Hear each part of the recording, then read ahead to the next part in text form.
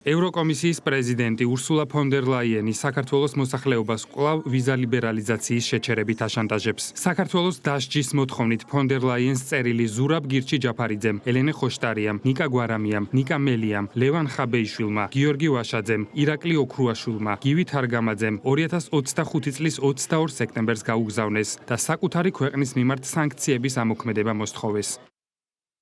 ჩვენთვის ცნობილია, რომ ევროკავშირის ერთ-ერთი წევრი სახელმწიფო სისტემურად აფერხებს კომისიის მცდელობებს მიიღოს არსებითი სანქციები. ვიმედოვნებთ, ეს წინააღმდეგობა დროთა განმავლობაში გადაილახება. ახლად გადახედილი ვიზების შეჩერების მექანიზმი ამ მომენტში სთავაზობს რეალურ გზას წინსვლისკენ.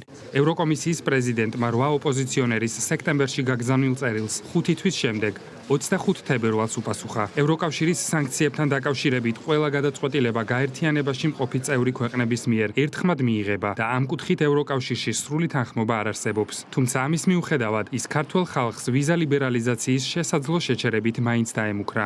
მადლობას გიხდით თქვენი ერთობლივი წერილისთვის, რომელშიც გამოთქმულია შეშფოთება საქართველოში მიმდინარე პოლიტიკურ მოვლენებთან დაკავშირებით. წევრი სახელმწიფოები განიხილავენ საქართველოში შესაძლო შემდგომ ზომებს. ევროკავშირის სანქციებთან დაკავშირებული ყველა გადაწყვეტილება წევრი სახელმწიფოების მიერ ერთხმად მიღებაა საბჭოში. ჩვენ გამოვთქვით შეშფოთება არჩევნების დარღვევების, მშვიდობიანი მომიტინგების წინააღმდეგ ძალადობის, რეპრესიული კანონმდებლობის მიღებისა და სასამართლო სისტემის რეპრესიის ინსტრუმენტად გამოყენების გამო. კომისიამ მიიღო შესაბამისი ზომები. პირველ ეტაპზე ვიზების გაცემა შეუჩერდა დიპლომატიური, სამსახურეობრივი და ოფიციალური პასპორტების მფლობელებს. მეორე ეტაპზე ვიზების შეჩერება შეიძლება გავრცელდეს მთელ მოსახლეობაზე, თუ საქართველოს ხელისუფლება აღნიშნულ საკითხებს არ მოაგვარებს.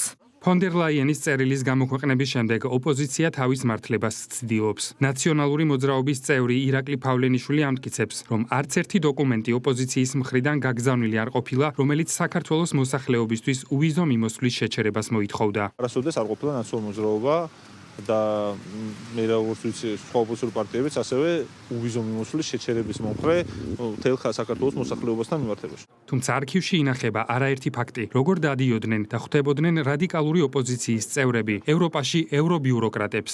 არ წმუნდებდნენ საქართველოსთვის უვიზო მიმოსვლა არ გაეხსნათ და შემდეგ სთხოვდნენ არ მიენიჭებინათ ქვეყნისთვის კანდიდატის სტატუსი. მმართველი გუნდის განცხადებით, ვერც ევროჩინოსნების შანტაჟი და ვერც რადიკალური ოპოზიციის მცდელობები ზიანი მიაყენონ საქართველოს შედეგს ვერ გამოიღებს. როგორც სახელისუფლებო გუნდში აცხადებენ, უვიზო მიმოსვლის შეჩერების მოთხოვნა მოსახლეობის დასჯას ისახავს მიზნად, რომელმაც ხელისუფლების სამშვიდობო და პრაგმატულ პოლიტიკას მხარი დაუჭირა. უვიზო რეჟიმის გაუქმების თემასთან დაკავშირებით რასაკვირველია იდეა დაიბადა საქართველოში და ამ კოლექტიურმა ნაცმოძრაობამ გადაწყვიტა, რომ საზოგადოების უდიდესი ნაწილი და არა მარტო ხელისუფლების წარმომადგენლებისთვის დიპლომატიური ვიზების შეჩერება უნდა გახდეს ბერკეტი, რომელიც უზრუნველყოფს მათ ხელისუფლებაში მოყვანას.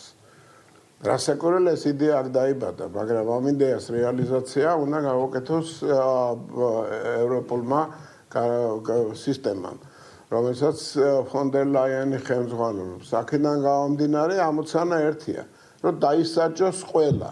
2017 წლიდან იმ მომენტიდან, როდესაც ქვეყანა მიიღო უვიზო მიმოსვლა და კიდევ უფრო ადრეც ჯერ როგორც ცდილობდა ეს ოპოზიცია, როგორ დადიოდნენ კარდაკარდად ცდილობდნენ რომ აეხსნათ თუ ეთქვათ მათთვის რომ საქართველოს არ მიეცათ უვიზო მიმოსვლა და შემდგომ 2017 წლის შემდგომ დღენიადაგ მე თვითონ პირადად ამის მომწრე, მაგრამ თვითონ თავად ლაპარაკობენ და თავად ამაყობენ ხოლმე ამით რომ აი ისინი დადიან და ხან სანქციებს ითხოვენ და ხარას და ხარას. ხელისუფლებაში აგენტურის დაბრუნება ვერ მოხდება, მათ შორის ვერც იმ შანტაჟით, როდესაც ევროპული ძალები იმ მონაპოვარს, რაც ქართული სახელმწიფოს რეალურად და ქართული ხალხის მონაპოვარია, მისი გაუქმებით ცდილობენ ქართველების დაშანტაჟებას, კარგად გაიგონ და იცოდნენ, რომ თუ კი იქნება არჩევანი სუვერენიტეტს, ქვეყნის თავისუფლებას, დამოუკიდებლობას და ვიზის ასაღებად რიგში დგომას შორის, რა თქმა უნდა, საქართველოს აირჩევს ქვეყნის დამოუკიდებლობას, ქვეყნის სუვერენიტეტს და ეს პროცესი ვერ იქნება შანტაჟის იარაღი. ეს ვაჭრობა მე ვფიქრობ არის სამარცხვინო. ამ ვაჭრობით ქართველ ხალხს ვერ შეაშინებენ, გამორიცხულია და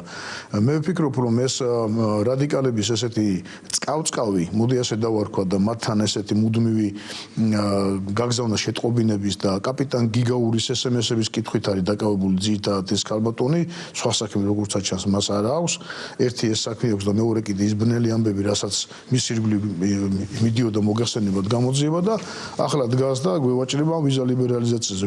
ერთიანი ნეიტრალური საქართველოს წევრების განცხადებით, ევრობიუროკრატების მიზანია დააბრუნონ ხელისუფლებაში ოპოზიციური ძალები, რათა შემდეგ მათ Deep State-ის დავალებები უსიტყვოდ შეასრულონ. პარტიაში აცხადებენ, რომ თავის მხრივ ოპოზიცია ცდილობს მაქსიმალური ზიანი მიაყენოს ქვეყანას და მისი დამოუკიდებლობა და სუვერენიტეტი შეარყიოს. დადიან, იწერებიან ბრიუსელში, ლონდონში, ვაშინგტონში, აღიარეს კიდეც, რომ დიდი ბიძიები მოვიდნენ ჩვენთან ყური აგვიწიონ და ისინი დააბრუნონ ხელისუფლებაში, იმისათვის რომ მე მათ ჩვენი ქვეყანა მოახმაროს ხვის ინტერესებს და გამოიყენონ საკუთარი მიზნებისთვის Deep State-მა და ოლიგარქიულმა ოჯახებმა. ერთ-ერთ ასეთ მუხანათურ და მტრულ წერილს, რომელსაც ქვეყანაში მოქმედი აგენტურული ქსელი ამზადებს, ვერანაირი ეფექტი ჩვენს პოლიტიკურ პროცესებზე ვერ ექნება. საჩივრებით მიმართავენ თავად პატრონებს უცხოეთში, რომ იქნებოდა რამენაირად შეარყიონ ქვეყნის დამოუკიდებლობა და სუვერენიტეტი. რადიკალური ოპოზიციის წევრებმა წერილი ურსულა ფონ დერ ლაიენს 22 სექტემბერს გაუგზავნეს. 5 თვის თავზე კი ევროკომისიის პრეზიდენტმა საპასუხო წერილში ევრობიუროკრატიისთვის დამახასიათებელი შანტაჟის ხერხს მიმართა. თუმცა იქვე მოუწია აღიარება, რომ საკითხზე ევროკავშირში კონსენსუსი არ არსებობს.